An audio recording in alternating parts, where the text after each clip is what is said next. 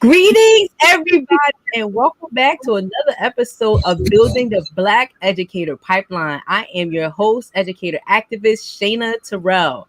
As always, I want to thank everybody for coming back each week to support us and making this show bigger and bigger. And always shout out to Citizens Ed and the Center for Black Educator Development for creating this platform for us to talk to people in the real struggle, doing real things, doing the real work. So today's theme is going to be inclusivity in building the Black educator pipeline. But today we'll be discussing defining Blackness beyond a monolithic experience.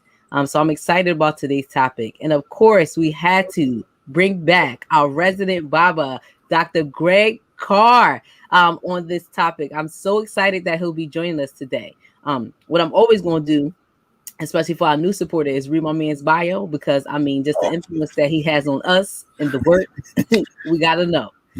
So Dr. Carr is an expert on legacy of Black education and the co-founder of the Philadelphia Freedom Schools movement. Dr. Carr currently serves as the Associate Professor of Afro-American Studies and Adjunct Professor at Howard Law and the Department Chair of African Studies at Howard University. Dr. Carr led the creation of African American history curriculum now required by all Philadelphia youth within the public school system. He also served as the city of Philadelphia's first resident scholar of race and culture in 1999. Dr. Carr has dedicated his career to Black history and education through scholarly work, lecturing around the world and media features including BBC, NPR, and CNN. He's also co-host of his own YouTube series called In Class with Dr. Carr. So make sure you guys check him out on a different channel. But please welcome Dr. Carr. Hey. What's going on, Mama Shayna? I am so happy to be with you as always, my sister, my friend, my comrade. Also with the Center for Black Educator Development, with Citizen Ed, with all of the folks doing the holy work, the good work. It's good to be with you, sis. Always good and excited. And I'm excited to have you here for this topic, Dr. Carr. Yes, and for everybody watching and who will watch, when you proposed this topic, I thought, and then I said, oh, that's brilliant. So I hope you don't mind for this time that we're together, for me to ask you, how did you come up with this topic? So it's interesting. So I have a team that supports me with the show. So shout out to Josh, shout out to Kiasha, shout out to Noor. Yeah. And as we're doing this, we're always trying to find topics that we feel like will be relevant to building the Black educator pipeline. Mm-hmm. But one of the concepts that we thought about, we were thinking about inclusivity in itself, right? Like, what does it mean to be inclusive within education? So we started to talk about a bunch of topics. But of course, topics centered around Black people. So just Black people as a whole, just to talk about Black nationalists, talk about Afrocentrists. But then we expanded to other topics, talking about heterosexuality, homosexuality, and how all of that fits within Blackness, right? Like, we are people of many things and many cultures and many practices. But a lot of times they try to put us in a box. A lot of things that were sold or talked about, or how people kind of like advertise community, is based on a monolithic view. Mm-hmm. Like, we are all one person, like we all like the same things and we all do the same things. Mm-hmm. So then we said, hey, well, what if we have a conversation about the richness within the Black community and the different layers of the Black community, and talk about defining Blackness beyond a monolithic view. And of course, engage Dr. Carr, right? Because he has the historical context, right, of what Blackness is. But that's kind of how we like came up with that topic, like just talking about Black people, and then really like, it's a lot to Blackness. It's a lot to Black people. We need to talk about this. Yeah. Wow. So that's kind of how we developed this particular topic. I also think it needs to be talked about more, because the other thing that grounds my work, or when I talk about like this show and what we do, for me, it always relates back to the children, right? So we don't understand children beyond a monolithic view, then how are you really servicing children? How are you really meeting them where they are in their communities? Mm. What their needs are, how they understand their way of being in the world, all of that. So Mm. all of my work reflects back to children. So when we're understanding and defining Blackness beyond a monolithic view, how are educators going to take these strategies back to their classrooms and see their children not as one? Maybe unify, we'll talk about this later on, maybe unify under some common causes, but they're all unique, different people who experience their Blackness in different ways. So that That's was really the the basis for this topic. man, that's very powerful. It's very powerful. It's very much driven by the need to address the major challenges that face our community, beginning with our young people. Yes. So I have a great deal of respect, not only for that topic, but as you've explained now, the way you came to it. That is a constant conversation. Mm-hmm. And it's not one that we have devoted enough time and attention to thinking through slowly and carefully, even Mm-hmm. as we have to act in the living now, in the present, because the very real problems aren't going to wait for us to think through these things. We have to be able to do both those things at the same time. You know, as you were talking and sitting here listening, I'm thinking, even since you told me, that was the topic, I was thinking, do we presume? And we often hear people say this. In fact, it's a favorite phrase that people say, again, I think without thinking. A lot of feeling, but not a lot of slowing down and thinking. People say, well, the Black community is not a monolith. And, my reply to that in conversation is usually, yeah, that's true. Could you name a community that is? Facts. The human community is not a monolith. Monolith. So then the question becomes, there are a couple of questions that come immediately to my mind. When did or does difference become the basis for community? Mm.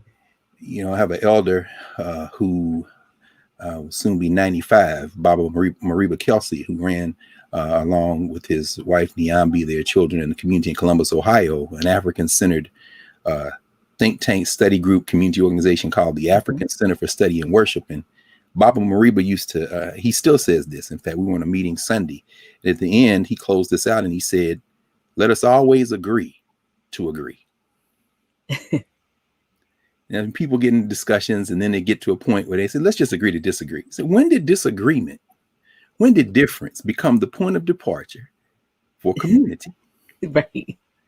Now, Utah is very different than Pennsylvania. And as James Carville, the Democratic strategist, used to say, when you say Pennsylvania, what you really mean is Pittsburgh, Philadelphia, and Alabama in between. Right. Nobody knows anywhere else. And then when you get to Philadelphia, South Philly going to be rep different than North Philly. And then people in North Philly who moved out to Mount Airy going to rep different. And if they left all together and went out Cheltenham or somewhere, they're going to say, okay, yeah. So in other words, difference becomes the center of how we identify ourselves the closer we get to each other. You're a woman, I'm a man. So we talk about it. Now, when we zoom out and the cop car pulls up, we both Black people. There's not going to be an argument. And if the cop who gets out is Black, then it's still cop versus two Black people until the white cop comes. And most Black cops then, in their mind, okay, and they usually choose the blue. Shout out to all those Negroes who stand by while we're murdered. But when they getting off their shift and go in the locker room and take the guns off, and the white cop says something racist, it might be nuck if you buck. Why? Oh, because I reverted back to Black people. So it's often context that defines difference. So that's the first thing that came to mind. That's the first thing that came to mind. The other thing that came to mind is what experiences determine how we view ourselves. Yes. So when I think about the common experience of settler colonialism that we have all who live in the United States. In fact, all who live in the Western Hemisphere have been transformed by. There's no person of any racial background, cultural background, who hasn't been impacted by settler colonialism. It is the framework of the last 500 years or so in world history. When I think about that, I think about the fact that for non-white people, that settler colonialism has been a source for our collective identity. Yes. We're all rooted in that. Yeah. There are no Asians, there are no Indians, there are no Native Americans, there are no Black people, except that those labels, which look like they are common identities, when in fact they're just demographic labels, were stamped on us from the center of a process that created the label that organized all the other labels. And the label at the center of it is something called white. Because the white community is not a monolith. However, you know what holds whiteness together? Everything whiteness isn't. Yes, supremacy, right? It was supremacy in their mind. So. In their mind. And so then it all becomes a question. So I remember being in Philadelphia, for example, when we launched Philadelphia Freedom Schools, which I'm very proud to say we're all continuing in that work, and which has roots that extend to the 19th century in Philadelphia, and that extend very directly to Freedom Day School in the 60s, John Churchwell and all the folks, Mama Maisha and them, all the work that was being done in Philadelphia. So we said we're going to connect to that tradition. That's one of the ways I think in the classroom, as we talk about how do we pull this into the classroom, we need that momentum of memory, so we continue to connect that. But I remember there in 1999, 2000, as we were getting underway, and I was working for the school district directly as administrator before I left the school district directly and started working at Howard. I was in meetings. They used to have a diversity, quote unquote, diversity conference. This was under the leadership of David Hornbeck when he was superintendent of schools, and it was called All Means All. It was the equity conference. And at the beginning of the school year, they would bring together all the upper level administrators, many of the school teachers. They bring in all these consultants, and they would design these workshops and keynotes and plenaries and all this work together around how do we create equity in the school district. Let me pause there and say to everyone who's talking about equity now, not only is it not new, it's a dead end unless you address what I'm about to say. So we would have these planning meetings. Brilliant, hardworking educators, many of whom had decades of experience. I would say probably all of those people are now retired who worked for the school district at the time, but I was very honored to be in the room, particularly with Black women who had started, some of them as elementary or high school or junior high school, now middle school teachers who had risen through the ranks, moved different places, and were now, quote unquote, downtown at that beautiful condominium now that used to be the headquarters of the school district of Philadelphia before the genius, the mad scientist, who took over the school district for a little while, allowed capitalists to get involved and sell the damn school district building. So now they rent one over there on Broad Street. But this is when they actually had a building they owned. I won't even repeat the man's name. But at any rate, I'm not going to say it. Go ahead. An agent of chaos from Chicago. What was that fool's name? Don't say it. Nice guy. But anyway, so this is the thing about history. When you don't repeat something, it's as if it never happened, except you are left with the effects. Understand that. So at any rate, to people. So we're in these meetings, and they said, we're going to have a track for race. We're going to have a track for gender and all these kind of things. And they say, we're going to have a track for ethnicity. And so everybody got assigned to help organize the track. So they're putting together the committee for ethnicity, and I'm down there. I'm an administrator, and he said, "Well, who will take on ethnicity?" I said, "Oh, I'll do it." Okay. So I started that conversation at the workshops that we had with the title of the presentation I gave was called "Shades of Whiteness." I said, because when you're talking about equity, and you say all means all, meaning if we're going to have literacy policy, if we're going to have enhanced education, if we're going to have AP classes, if we're going to have a floor for how we expect all these test scores, all means all. That means nobody can be left out. That means the Black students, the brown students, the Asian students, everybody got different languages. I said, but let's think very carefully about the one thing that we never discuss. The one thing we never discuss is whiteness, because all doesn't mean all. Nope. All means y'all. Who are y'all? everybody who's not white. That who's not white. You know what I'm saying? How can we make sure that the education the student is getting at Central High School and girls in Masterman, they getting at Bach and getting at Dobbins? Oh, because Bach, Dobbins, West Philly, universities, that's y'all. Mm-hmm.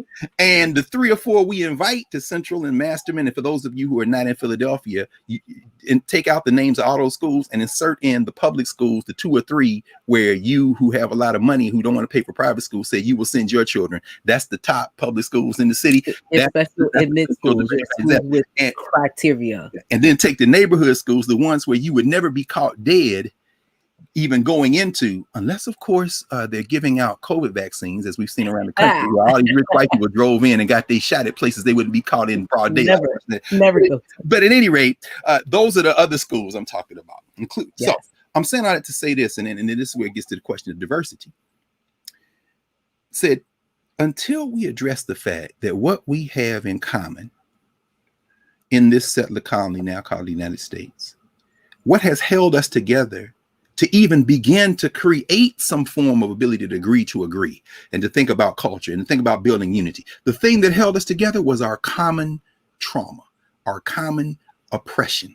Yep. And if you take that away, now we have the real question. The real question is, how are we going to build community when we have constructed so much of what we claim to be around the shared experiences of trauma?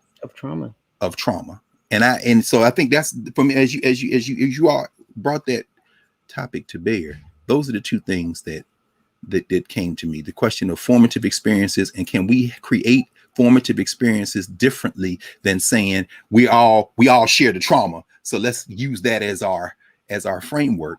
And then the first point that I raised, which is, when you think about the idea of being individuals, can you build community if you're assuming individualism as the basis of forming community?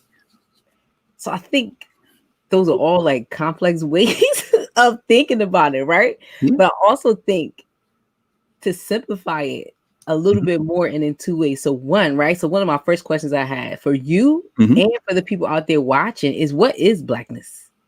Right? Like, what is that? What is that a creation of? What does that mean? Like, what is Blackness? So if I ask you to define Blackness in your own words, how would you define that? So of course, please, people out there watching, I would love, to hear all of your comments. What is Blackness? If you had to define it in your own words, what is it?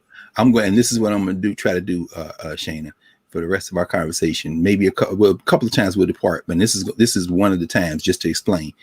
As you ask questions and we had this conversation, I'm gonna try to keep it very short in a way, with a gesture toward the way we think about proverbs. Okay. In many world cultures, including the many different cultures of Africa. Among like the Yoruba people, for example, might say that proverbs are the horse of speech, meaning what, if you keep it short, people can find their ways in. So defining Blackness, I think there are 2 Blacknesses we're talking about. Okay. One Blackness is the Blackness that came out of the people who came out of the continent of Africa. And then that raises the question, how did people think about the concept of Blackness before the trauma, before the boats show up, before the enslavements, before the Arab slave trade, the European slave trade? That's one question. So one quick example would be among the Kikongo people, for example. The Congo people, Asa Hilliard used to talk about this a lot. In Central Africa, they would say, if you want the coldest water, the best tasting water, you take your bucket, go to the river and take that bucket and lower it till you touch the ground, the river bed. Down there, that's what they call the black water. Black in that concept means the most essential, the most elemental. The other example then would predate that Congo example by thousands of years. Go to the ancient Egyptians, those Africans along the Nile Valley, the longest river in the world. And they had a phrase that came, this is something they would say in one of their forms of prayer. Their concept of Amun, for example. They would say Amun is the hidden one, the unseen one, meaning what? Not a man, not a woman, not an anthropomorphic notion of God. Whatever created all of this exists beyond our capacity to see, which means it exists in the darkness. And they say it is Amun, the unseen one, the darkest one, the one you cannot see. It is Amun who is the source of all life, power, and health. prior to the trauma of enslavement, the concept of blackness in many African cultures was the purest thing, the elemental thing, the thing out of which. And so if you fast forward now, scientists would say, oh, it was her world was the creation was started out of a big bang. Yeah, okay, we'll go with that. It's a little violent, your cultural concept, but it's okay. Question: what was before the Big Bang? Before the Big Bang was darkness. Yeah, the Egyptians said that it is Amun, the black. Before, no, in other words, we all came out of the darkness. That's the first. The second one would be, finally, during the trauma, you know what black is? Black is a creation of whiteness. That's full stop. Full stop. Black is a creation of whiteness. We call ourselves black people because that was the label we were given. You remember the Ifik, the Congo, the Bassa, the Kisi, the Ovumbundu, everybody, the Mende, the Malinke, everybody, the Igbo, the Ibibio, everybody, Negro. Now we used to say, okay, you don't be calling you black, but you want to be called a Negro. So you're okay with me calling you black in Spanish, but not in English? Not in English. What the hell is wrong with y'all? So in other words, blackness is a form of internalized madness created out of whiteness. But don't confuse that with the way we looked at blackness before the trauma. And our life experiences have been a steady commingling of those two warring ideals for centuries. And I think you're pointing out something that's so beautiful, right? We have our own concept of blackness, definitely some born out of trauma, but also born out of just our collective experience of each other. But then there is a larger worldview of what blackness is. One of the viewers said, like, they would argue, like, the question is, what is the use of blackness? And depending on what room you in, who you talking to, and what that means, right? What is the use of blackness? How are we seeing it? How are we centering that for people? And I think that's super important. I think another thing that you pointed out that I think it's important for people to know, and I want you to talk about, this is a much longer conversation, but I would love for you to like summarize it as much as you can, just about the diaspora period. And when you're talking about blackness, why is it important to talk about the diaspora? And why do people need to know about the diaspora when we're talking about blackness? Well, let's think about that. Ossie Davis once wrote a piece many years ago, and in that piece, the great actor Ossie Davis, he said, and I'll never forget this phrase, burn into our minds. I think about our friend Dana King, who you've had conversation with on one of these regular Thursday conversations. Dana used to always evoke this. He said, the English language is my enemy. And when we say we blacked up English, what that means is that we took those collective experiences, we took those languages that we had, and we literally drew the English language into them and then remixed them. So when people say we speak black English, no, you're not going to take whiteness as the center and then put black as the adjective around the periphery. It's black. It's not black English. It's Ebonics, which is a phrase that was coined in the early 1970s by Robert Williams and others in the Association of Black Psychologists. And they put together two words, ebony phonics. And this is Ebonics. Spanish, Portuguese, French, English, Dutch, any of those European languages you put in us, we then took, commingled with the Yoruba, commingled with the Congo, commingled with the Igbo, and now you get word. Like, so it looked like English, but if you don't know the sounds, if you don't know the face, just the teeth suck, all that. If you don't know that, we drew your languages into our collect. So blackness is this commingling of cultures that we then created a defense shield with, and then pulled wherever our experience is in. That's the power of blackness. Now that only happens because of diaspora, which gets me to the point. In the Greek, diaspora. And this is something that, you know, those of us who, this is why you have to have classrooms. Some things you can try to learn on your own, but that's why they call it curriculum and instruction. Meaning, like, you can't just sit around on YouTube or talk to your people to chop it up or go get a random book. I'm learning, I'm studying. No, you need curriculum, you need a pathway, you need process. And then you need someone who has been down that road to help you. One day you're going to build your own road. You may get off this road, but you need to know that there are roads that precede you and what a road looks like. So when you get ready to build one, so that's why curriculum instruction. So one of the things they teach you very early on, if you're doing systematic study, is if you're going to deal with language, you have to understand language origins, because languages carry culture. So the reason I say that is because when you look at the Greek, the roots of the word diaspora People say, oh, it means to disperse. That's absolutely right. But if you look at the context out of which that came, the word diaspora, it's some of its earliest roots refer to the remnants of a fire. Mm. Meaning what? If you burn a piece of wood, what's left after you've consumed the wood, Shana? Ashes. After the fire consumes the wood, ashes, right? What has been released? As the word's burning, what's going up in the air? Smoke. And that's who we are. In other words, think of Africa as the wood. Think of us as the smoke. What the fire, what the trauma did was release the elements of what that wood was in that wood. The wood is not gone. The wood has been transformed.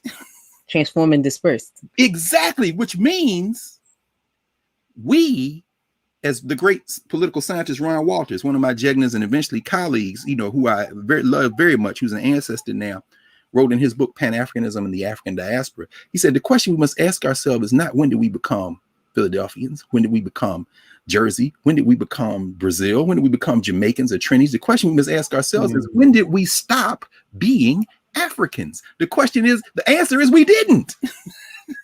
Yes.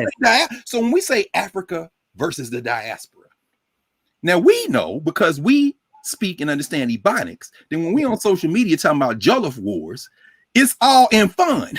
Yeah, everybody Jollof rice not the same. And a lot of this Jollof war beef is being had in London, in New York. And in many ways, it's also diaspora, because half the people talking about whose Jollof is the best ain't even been home because it was their mama that came from Nigeria or their grandparents that came from Ghana. Right. But the beauty is, in our difference, there is still the fact that we're all part of that smoke. And the thing that makes us all, which means if you smell that smoke in Lagos, if you smell that smoke in Accra, if you smell that smoke in Kingston, Jamaica, if you smell that smoke like I did, and Dana King, we went down to talk curriculum in Salvador Bahia. If you are African, you smell that smoke, you know what that smoke is. Yeah, I don't understand what you're saying, but I've seen them same kind of braids. I know that tone in your voice, and this food here got some taste to it, meaning what? You must be part of the smoke too. We can be different, but we also share that common root. We came, and that fire they put on us did not destroy us. It just took us global. Yes. And the one thing, something that you hinted on this has been more of a recent conversation that I've been talking to people about. And it's really about when I get into my Latinx brothers and sisters, and I'm going to have a show focused on this. Please. With them kind of denying their blackness, or folks feeling like they reject blackness, or some of them can actually identify as white. Mm-hmm. But what I continue to say is, what none of them can deny is that they are African. So when we talk about blackness, right? People can say they're not black because of America, right? In a racial and a social construct of black versus white. So you can identify as the race in which you look like, right? That's what race is anyway.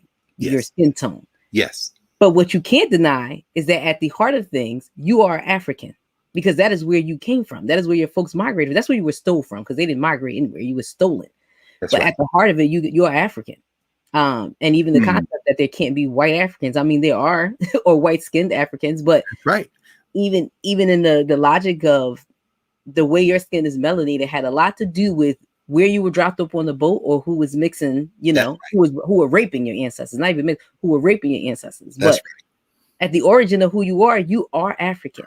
And that is something that cannot be denied. Well, but why do people deny it then? Well, now you're going to get into us talking about what blackness is and what it means outside, right? So we have people comment here on what blackness is, right? And because of the audience that we have and the folks that we are serving, it's a bunch of positive comments. Black is beautiful. Black is genius. Is our collectiveness that unites all of us. Like, that's who we are. Like, black is beautiful. Black is powerful. That's us in the community who understand what blackness, what we've been taught to think of blackness, and countering that narrative, right? There it is. But if you look at what other people think about blackness and why they don't want to be associated with it, right? Because what does blackness really mean in the center of white supremacy? It is not all of these beautiful things that people have named. That's it right. Just isn't, and it's not what they associate us with. But I feel like that's another reason on why there's also this monolithic story of blackness.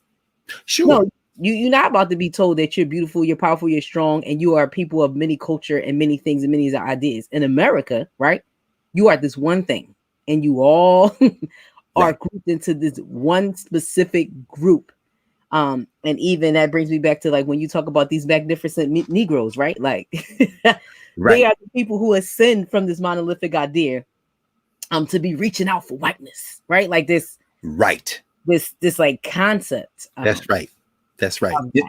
In fact, I'm glad you said that, because the other part of diaspora is trauma.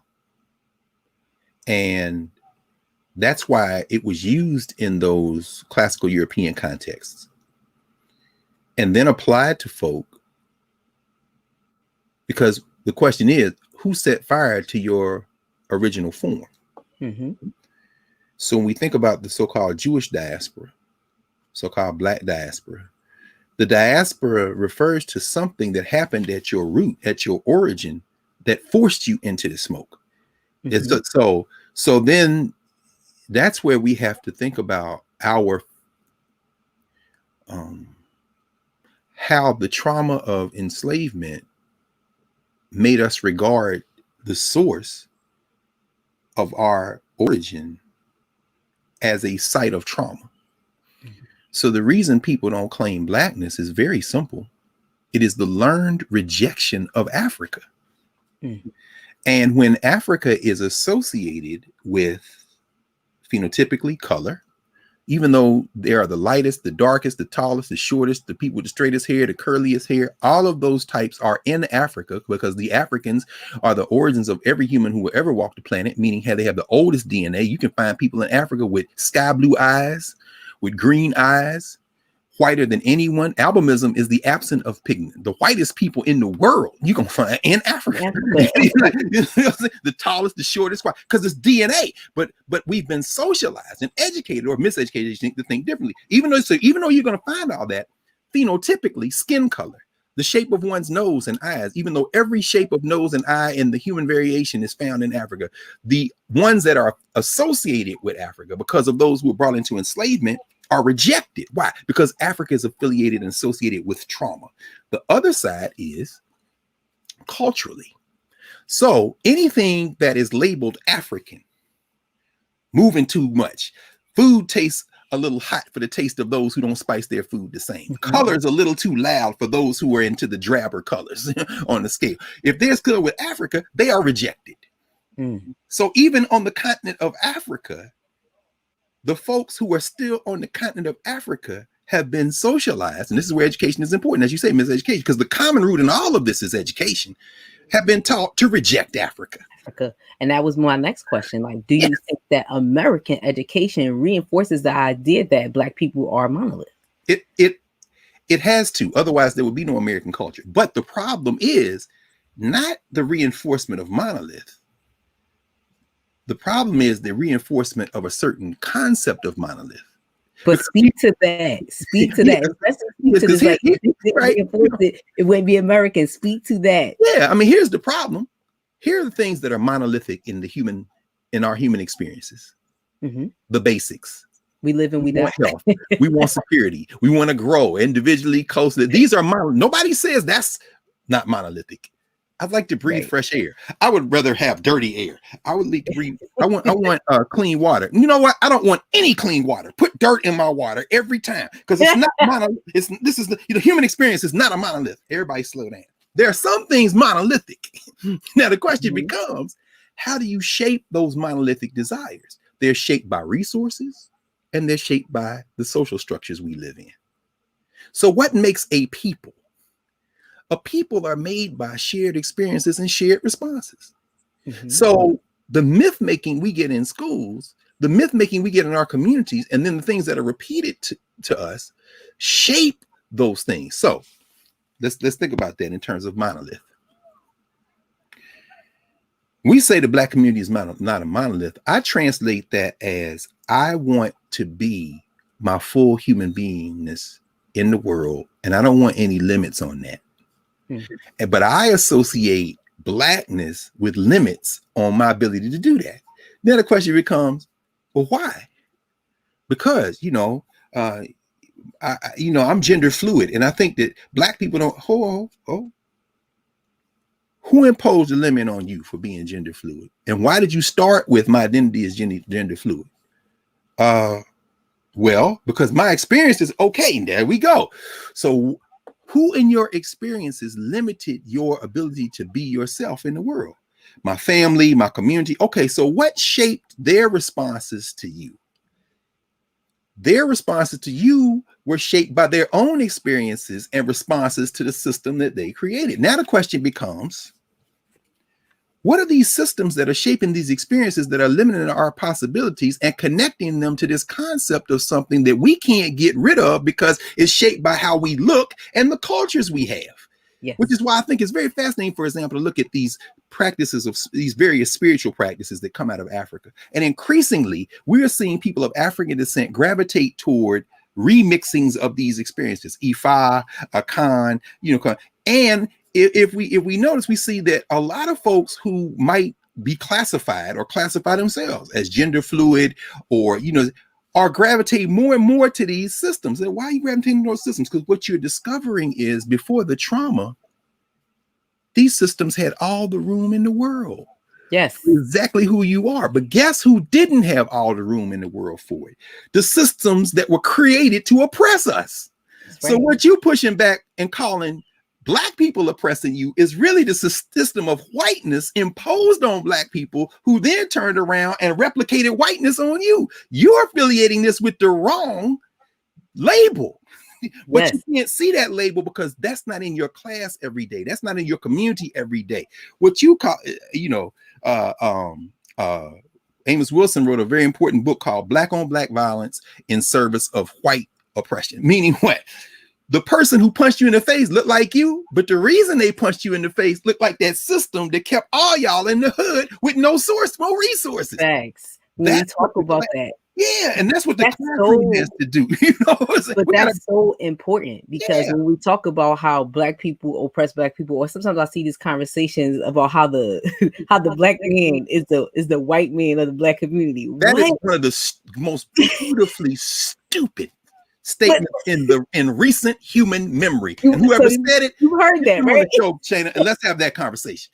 Yeah, you heard that, right? Right, yeah. Like the Black man is the white man of the Black community in terms of like he's oppressing people. But you have painted it out so eloquently and so clearly here is people our people are subject to systems in which they're already oppressed under, right? That is not, again, I always talk to people like who we are and where we come from and what's really in our spirit and our soul. And I feel like you have said clearly as they, without saying it directly, is like our African experience or our spirits aren't from a place of homophobia necessarily, right? If you have homophobia, you must have some form of phobia and philia. And if you look at the roots of those, you're looking at cultures and concepts that put people in straitjackets. That don't allow people to be who they are. That don't allow people to come to the fullness of who they are. Yeah. So how do you get a little Nas X sliding down a pole into hell and giving the devil a lap dance? You get a little Nas X by doing that by sending him as a little boy to a church with his grandmother where they said God was a man. Hello. Who said that? Nobody in Africa. He said, so when you look at the little Nas X, he trying to work out his soul salvation with the best thing he has in front of him. Now, does that mean we let him stay there? That means no. But what it does mean is rather than arguing with him, we start with these babies and expose them to the cultures and contexts in which our rich diversity of humanity have come. And then through curriculum and instruction, we give them more and more content and then get out of their way. And you don't end up putting a fake drop of blood or real blood in the bottom of a shoe and Nike making $1 billion or something and then pretending to sue you, and then you pretend to settle when the trick all along was that they're gonna make a deal with Lil Nas X and some Negroes gonna be in the hood wearing them things and Nike gonna have their profit and Lil Nas X gonna get a penny, because it's all driven by the same system that brought you here in the first place. So get away from those systems. The only thing I say right quick, Shane, about that is as you raise this question of diversity in this context, it's very important for us to understand, that when we think about solutions, we can't lose sight of the fact that human diversity is not the enemy of community. It's not the enemy of community. And that the problem we have in this contemporary context we live in now is that we too often use these labels as if they have equal weight. And all they do is reinforce a system that is not diverse. The system is monolithic. I'll give you a very quick example. If you're in Philadelphia right now, you may vaguely recall there's a baseball team there, the Philadelphia Phillies, over the years. They've had some black ball players who had some things that happened to them, racist, this kind of thing. There was a very famous professional white Major League Baseball player, now Major League Baseball, called Reggie Jackson. Reginald Martinez Jackson, because his daddy, Martinez Jackson, was Puerto Rican. But when I was growing up, Reggie Jackson playing for the Oakland A's, playing for the New York Yankees, Reggie Jackson was a black ball player. You can be black and speak Spanish. But this country does not like that. So when we started Philadelphia Freedom Schools, and we had a freedom school at Julia de Burgos, we had a freedom school at Roberto Clemente. Shout out to Congreso. Shout out to Congreso de Latinos Unidos. No question. We celebrated the fact that these are Africans out here in North Philly who also speak Spanish, who are bringing all this diversity into this thing, and we can argue and debate. And then we see this beautiful brother Roberto Clemente, we see this beautiful sister Julia de Burgos, and we see these Africans who got, as you say, dropped off in the Caribbean, and these are part of our family. Do you know who that drives crazy? All these people who then have to admit, yes, my ancestors spoke Italian. Yes, my ancestors spoke German. Yes, my ancestors came from Ireland. Yes, my ancestors came from England. But the only thing that makes us white together is the fact that I don't care whether you get an argument that is blacks and Latinos, both of y'all black in my mind, because the minute y'all begin to build a bridge, my own ethnicity comes in question. And you know, the only thing holding whiteness together is its capacity to continue to say, whether you want to be black or not, all y'all black in my mind. Yes. Because the minute we start to talk about culture, right, and nationality and ethnicity, you're no longer white. You're no longer white. Tied to like where you're from. One of the things I always laugh at if I'm online and arguing with white people, when they be like, go back to Africa, or go back where you came from. As soon as you hop on the boat and go where you came from too. Stop acting like you like your people just birthed it from here. It's not your country either. That's right. But the thing that would really make them mad is that, why don't you go back to Africa? I'd be like, cool, yeah, come on, let's go. Where? Come on, we all going back to Africa, because you know your great grandmother was actually my mother. You're my child. Come on, let's get on the boat. We all going back to Africa since we all came from Africa. Yeah. See, don't get cute. Right. You know what I'm saying? Don't want to again deal with that. So that's an excellent point in terms of like, yes, we talk about defining blackness beyond a monolith, but let's whiteness too. Like none of us are monolithic people, but this idea of being a homogeneous society or a homogeneous race is what keeps the systems of oppression. That's right. But another question I wanted to ask you, because sometimes when we talk about being black beyond monolithic, the words diversity and inclusion begin to like creep in. But my question is, should we be cautious about using words like diversity or inclusion when we're speaking about black people not being monolithic? Yes, we have to be extremely cautious. In fact, if it were left up to me, I would never use the language of diversity, equity, or inclusion. Why not? Because the history of diversity, equity, inclusion has been about accentuating whiteness, not reconstructing systems, but it's almost like adding a nice pair of earrings or a nice bracelet to white supremacy. And people can say, well, that's overstating the case. Those who would think I'm overstating the case, please look at the history of quote unquote affirmative action, which began as a kind of pathetic excuse for reparations, to quote Immortal Technique and others. But in the early 1970s, when select white people felt like they were being discriminated against, I'm thinking about Alan Bakke versus the Regents of California, this famous Bakke case, eventually the case that attempted to attack affirmative action again, Supreme Court case in the United States, Fisher versus the University of Texas. The idea was that I'm white and I'm being discriminated against, which is why, by the way, those people who are saying they just passed the Asian hate crimes bill, when are black people gonna get theirs? Everybody slow your roll. It's not an Asian hate crimes bill. The violence that happened in Georgia and a couple of other places against members of the Asian community recently sparked the creation of the COVID-19 hate crimes bill, but it isn't excluded. It isn't exclusively for Asians. Why? Because if you write a piece of federal legislation that says this is for Asians, you know who then goes into court to sue? Not even black people. It'll be white people. White people. You've used race. Yes. What the Supreme Court, exactly. And that happened because in the 1970s, in response to the long Black freedom movement, which included a whole lot of other people, white think tanks, groups like the Federal Society, others organized, went into courts and said, you cannot use race to discriminate. They call it colorblind constitutionalism, which really means reinforcing whiteness. Now, what does that do with has to do with diversity?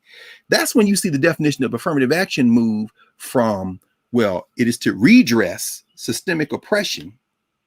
It moves to, it is to enhance the society. So at a place like the University of Michigan, they say we need diversity so that it can help all the students. Yeah, but almost all the students except the football players, the track athletes, and the couple of 4.0s you let in are white. Yes, which means diversity helps us be a better organization, a better. So in other words, you still get to keep all the money, right? The stock options. Yeah, but if you bring a few of you along, it'll help me be more compassionate. It'll help me. Yeah, but my people still living in the hood. They foreclosing on their homes. My grandmother's gonna lose her house because she can't pay property. Yes, but if you train us, we'll be a little bit more genteel in how we approach. So when you say diversity, equity, and inclusion, what you mean is you keep the keys, but every once in a while, I show you how to shine that car a little bit differently, and maybe I get to ride in it a couple of times. Yes. Well, no. That's not what I mean. Okay. So in my world, in my mind, I would never use it. But here's why we have to be careful. Mm-hmm. Because any effort at diversity, equity, and inclusion where we enter the conversation from the point of trauma, where we enter the conversation from the point of where we came out of slavery, so you need to understand what happened to us, and we start there, means it only reinforces the trauma and even the triumph stories that are supposed to help have trauma at the origin. There's a book that just came out called Fugitive Pedagogy. It's about Carter G. Woodson. Yeah, I had him on my show last week. Yeah. My question is, when did our pedagogy become fugitive, bruh? Let's start with the title. Okay. The reason you call it fugitive is because pedagogy means white. So I get why you would say our teaching and learning is fugitive, but if you start at the beginning of our teaching and learning, which is the beginning of human history, you know who's the fugitive pedagogy? Them people that oppressed us. Why don't you just call it pedagogy? Why? Because when Harvard University Press is going to publish your book, it's going to tout it as evidence of their diversity. And diversity must always start with whiteness as the institution. And the reason they let you on to talk about it is that you're not going to leave the founding principle, which is you entered world history naked on your knees in chains, talking about give us free. And look how far we've come. No. Because when your child looks at you, you know what they're going to see? A slave who worked hard and got a good suit. And I'm going to be like you. You got to break that chain, bro. Any book, any conversation that starts Black education with slavery should be set aside in favor of a curriculum that grounds us in the beautiful diversity of Africana intellectual traditions that predate the trauma. Otherwise, the trauma becomes the anchor, which means no matter how hard you try, you have to start that story with the great white thinkers and educators who weren't even white. Aristotle wasn't white. He was Greek. You know what I'm saying? Galileo was not Italian. But you know what makes them white? The fact that years later, when constructing a beautiful narrative of how great whiteness is, they pulled Sir Isaac Newton in, they pulled in Copernicus and made a whiteness, stamped it on you, and then you know what you did? You kept fighting, except the 3 or 4 of y'all they let into your curriculum. And then what did you do? You started looking for Benjamin Banneker and George Washington Carver. You started looking around for Mae Jemison. You found Toni Morrison. You got 1619. No, here. That's a diversity, equity, and inclusion conversation. See what happens when you start with your own ancestors all the way back and bring all that forward. That's when people get nervous, or they say this. This is the last thing I say. This is what they'll say. Yep. That's not reasonable. I mean, that's never okay. If that's not reasonable, then I don't want to read any more Shakespeare because he wasn't from Jersey. Why are we reading Shakespeare? Well, I mean, you have August Wilson. He's like the American Shakespeare. Yeah, we also got Tahotep, who was dead before Shakespeare's great grandparents were born. We also have Sundiata. We also go to Udu Ifa. We got a lot of stuff. So if it's absurd to talk about those things, then we need to strike Shakespeare, because you got black kids out here trying to get Netflix deals, and then in the review they say it's beautiful. It's almost like an African American Shakespeare. You see what miseducation does to you? Still reinforcing that you Negroes didn't have nothing till the white man put that language in your mouth. It is destructive, and there's nothing fugitive about it. So you bring up like another, like I feel like is a really excellent point that does happen in miseducation. Again, this concept of our history starts as slavery, or this dismissal and this rejection of Africa, and bringing up concepts that are from Africa or what existed prior to us being stolen and oppressed. Those things are irrelevant. Or why are we talking about that? Yes. But I think the great counter narrative of that is that then why are we talking about Shakespeare, Aristotle, and all these other people? Right. Because are you trying to say that though they were Greek and Italian, which we appreciate, there were no great African philosophers? Well, right? or we would say there were no great African thinkers, because even the concept of philosophy, and this is too deep in the weeds. I'll never forget, right there in North Philly, shout out to Temple University. That's why I got the cane to Philly, right? Lafayette Sante, Seshalon, Cato, all the cats at Temple. I was in Dr. Cato's class, African Civilizations class, and we were reading Black Athena, Volume 1. Reading Martin Bernal, talk about the falsification of European history. And Martin Bernal, whose grandfather was one of the people who really explored Father J.D. Bernal. That's a whole snake. His grandfather was Sir Alan Gardner. That's why we learned Egyptian hieroglyphs. Theophilo Benga. Gardner's Egyptian grammar. He studied Egyptian hieroglyphs. Bernal said he made the argument that the word philosophy itself, definitely philo with the O suffix, phile, Greek from the Greek. We took a little Greek from Obenga too, so we can understand. We know Philadelphia, city of brotherly love, phile, affection, love, right? Homophilia, love, homophobia, afraid, right? This kind of thing. So philia, right? Phile, we get Greek. Sophia. What's the origin of that word? Bernal is like, I can't find the origin directly in Greek. However, in the ancient Egyptian, and the Greeks say, we go back to Thales and Anaximander and them, they say they studied in Egypt. Right. This isn't abstract. This ain't, I was talking about, this is Hotep stuff. Don't say that. Don't call people Hoteps unless you can translate Hotep like I can and know the etymology. Otherwise, you're putting your ignorance on display. You've opened your mouth and put your brain on display. And anyone who knows better then dismisses everything else that comes out of your mouth from that. And I don't do that because I know it's coming out of our trauma. But I'm very much aware that most people who use that label as a pejorative have no idea the etymology of one of the oldest languages in the human family. But at any rate, Sophia, Bernal says there is a word in ancient Egyptian, seba, which can be translated very different ways. One of the ways is notion of wisdom, the wise.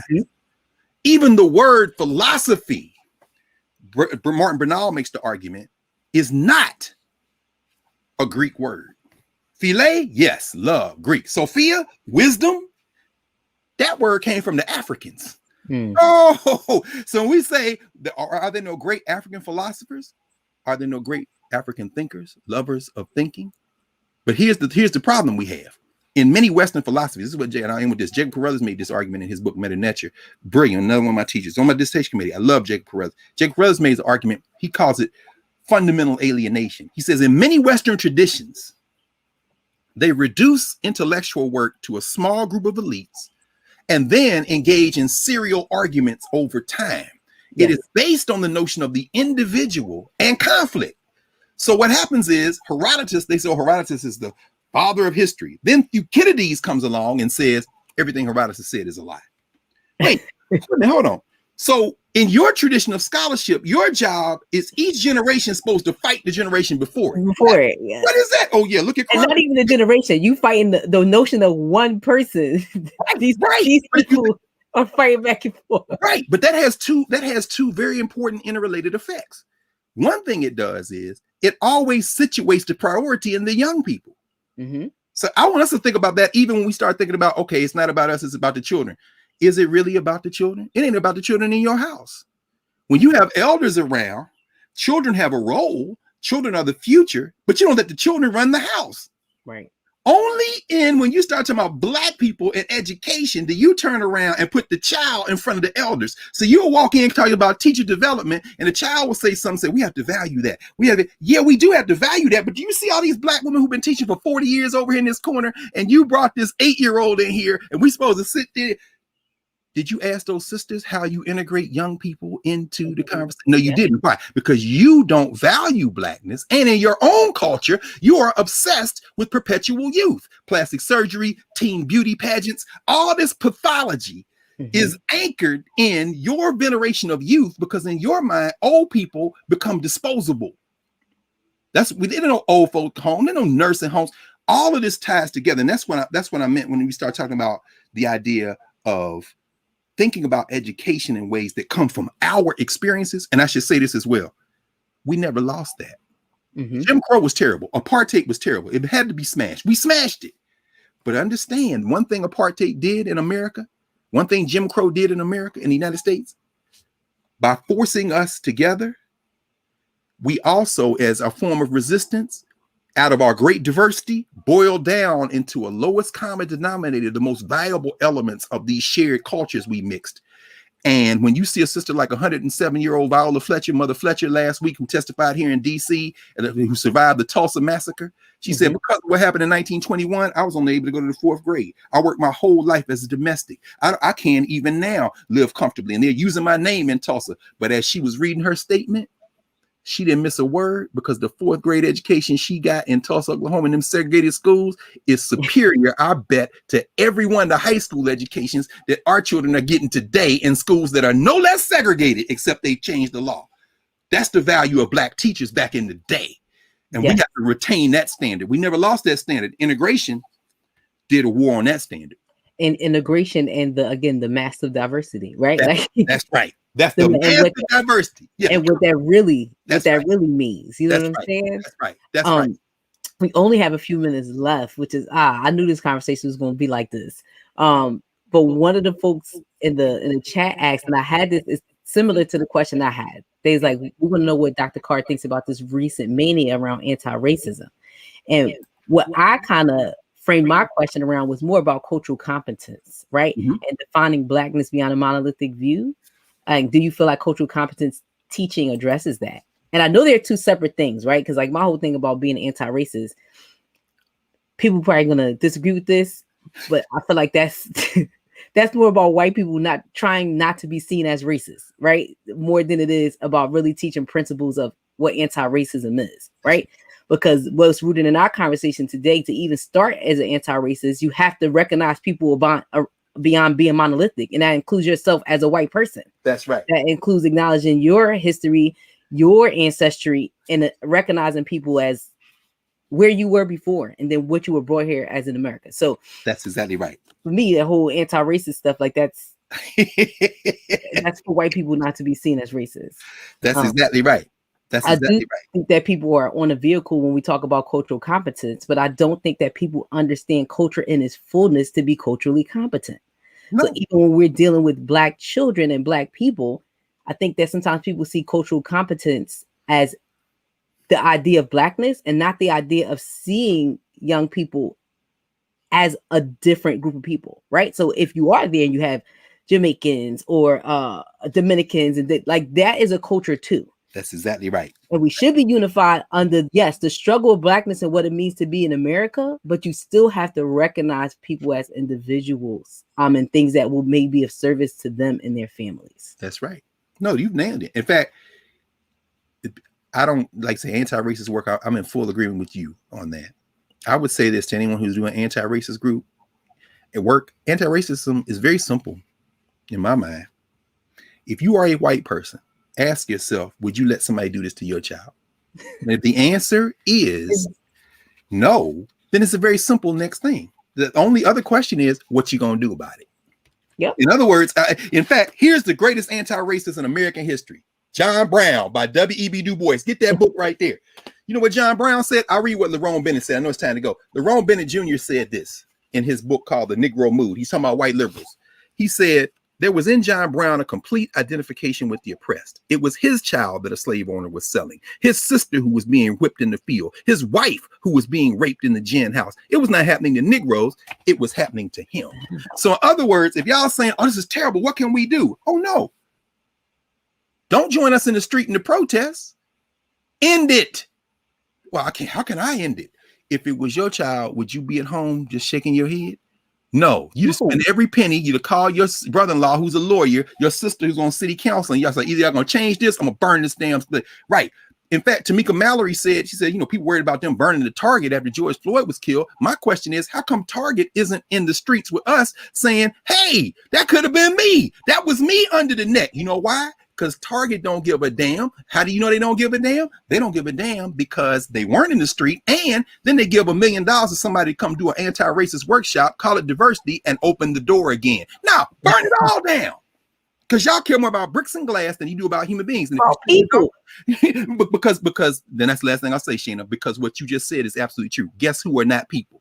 The two people in this conversation. We are not people. As the great Jamaican philosopher Sylvia Wynter said, no humans involved. You know how we know that it ain't working? Why? Because we're not human. Because if we were human, y'all would change this tomorrow. Why? Because human means white, which means if you touch the hair on a white shit, Kyle Rittenhouse can go and kill other white people and be arrested. Yeah. Meanwhile, you killed you killed Breonna Taylor in her bed, and the white people next door sued and got to court because a stray bullet went in there. Why? Because that was a white person whose sleep you disturbed as you were killing a non-human. It's very basic. It's very basic. It's very basic. That's why this country's not gonna be here much longer. But that's a conversation for another day. Because see, what I don't understand is you might not think black people are human, but guess who do? We know we're human, which is why I don't go for the Black Lives Matter or I am a man. No, I know who I am. We're gonna find out who you are if you cross this threshold.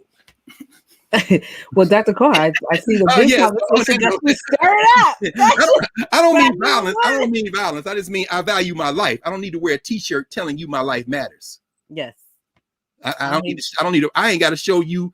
Well, that's Richard Pryor. Well, again, going into like, I have to keep proving to you, right, that I am human. I have to keep proving to you, for you don't believe it. Results when I know who I am and I know my worth. So that's right. Completely understand that. Completely understand it. That's right. But we have come up on time, Dr. Carr. I think definitely I hear the people calling for like a part 2. Of this conversation. You setting this off. Hey, y'all don't make sure y'all don't miss no Thursdays at noon Eastern Daylight Time, because Shannon Terrell is doing the work. I love you for it, sis. I appreciate you. I love you always. Again, I think this is an important topic. Definitely inclusivity within the Black community and what that really means. And better ourselves as a people so we can better serve our children. Right. Definitely think that people want a part 2. So I'll see when we can get that which Thursday we can get that popping off. But as always, Baba, I will give you some time to say any final words that you want to say to the people out there for supporting us. No, continue to support the Black Educator Pipeline, the Center, support Citizen Ed, all of them, because we are part of a long momentum that we have never stopped educating our children. We have never stopped building our communities.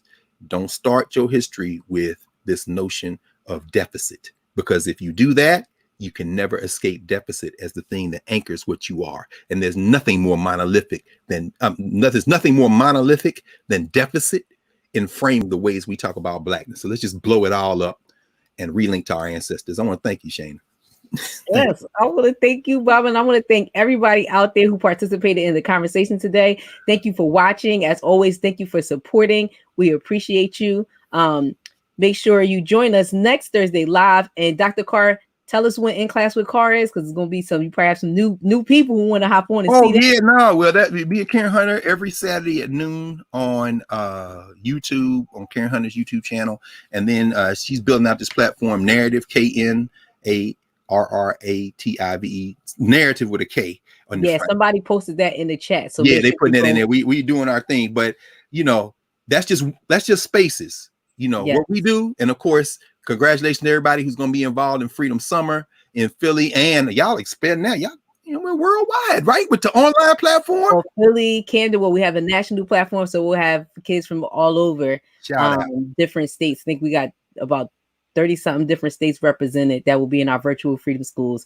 And shout out, I seen your followers. So we got a lot of followers from around the world today. We had London, Germany. I see yes, the everybody in the people. house. Yeah, they was here. We I don't even follow know each what other, time Shayna. zone. We follow each other. We all together. And so for those of you outside the United States, you know that this coming up weekend is Memorial Day. All that means is understand that in the South, parts of the South, like South Carolina, that started, one of its roots is something called Decoration Day. And that is the Africans who fought their way out of enslavement took that day to remember the Africans who had been enslaved, who gave it all to break the chains of oppression. So when you think about Memorial Day in the United States, don't think about, oh yeah, these are the soldiers in the wars. No, those Africans came out the Civil War and said, wherever we have buried our dead, we must respect our ancestors because we wouldn't be here to do this if it weren't for them. So I won't say Happy Memorial Day. I'll just say always remember your ancestors because we wouldn't be in this conversation if it weren't for them. Definitely. Yes. Well, shout out to everybody again, London, Nigeria, Germany, everybody from across the world. Come on, y'all. Show.